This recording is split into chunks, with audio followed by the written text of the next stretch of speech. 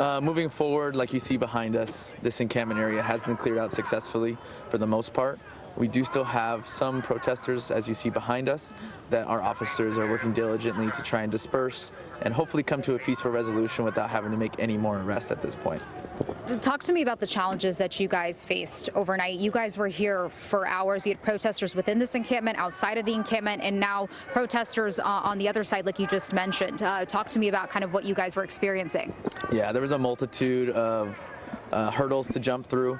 This has been a long planning process. We've been out here since early evening yesterday, trying to coordinate and work with our allied agencies, the UCLA police, as well as LAPD, sheriffs. It's been a conjoined effort between everyone. There was things like this encampment area. It was hard just to get into. There was multiple groups in different areas of the campus, as well as moving targets as well.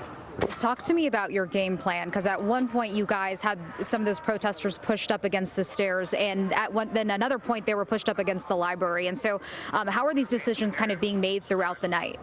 I can't speak to specifics on what the actual situation was, but our team out here that was working tonight, our special response team, has tactics that they use that are trained within the CHP. So my guess is that they were using those to get to a tactical advantage with trying to break up groups into certain areas. And this was a massive collaboration between multiple law enforcement agencies. Do you know how many officers within CHP alone were out here?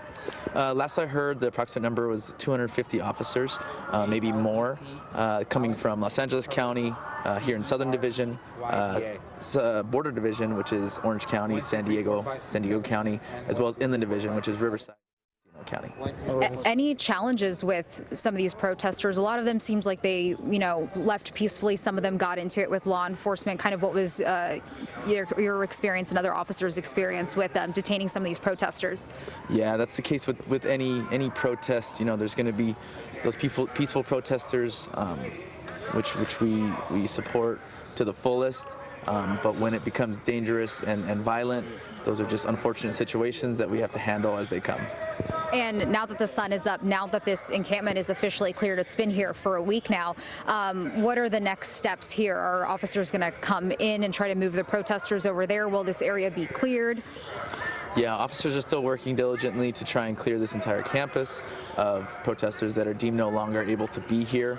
After that, I'm assuming it'll be the whole process of the cleanup of this area, as well as the booking and processing of individuals that were arrested. And we saw 2 buses here. By chance, do you know the approximate number of people that might have been detained? I don't know at this time. We're going to get those numbers later once we have solid numbers. We're turning them over to UCLA police, so they'll probably be providing those numbers. But I know at this time it's in the hundreds of how many people were arrested. And so no word if these protesters will be booked, right? I noticed that these protesters were not in handcuffs. They were in zip ties, and probably because there was such a large amount of protesters. So is that something we'll basically figure out and hear about later, if any of these protesters will just be released or actually arrested and brought into custody? Yeah, that's something that they're working out right now, still in processing. Sometimes in these cases, I can't speak for certain on this one, sometimes they are documented and cited and released at a sheriff's station, and sometimes they are actually put into a booking facility. I don't know exactly what they're doing for this situation, but the UCLA police are handling that portion of the investigation. I'm not sure if you've been asked this already. Sorry for just interrupting now. So you're shifting now to the cleanup process. Yes, well, we're still handling. There's still students and protesters on scene here in the campus, so we're handling that task at hand first. Once we move on past that, then we'll move on to the cleanup process. Any word on how many people were arrested? We don't have those exact numbers as of yet, but we do know that it's in the hundreds of number of people that were arrested. These protesters seem like they were here for the long haul. We saw batteries, knee pads, gas masks. Is there anything within the encampment that might have surprised you that you've seen? I mean, with all these situations, there's always something new. We saw that as well, that they didn't want to leave, and they seemed determined to stay here. So nothing really new, but they were a very determined group.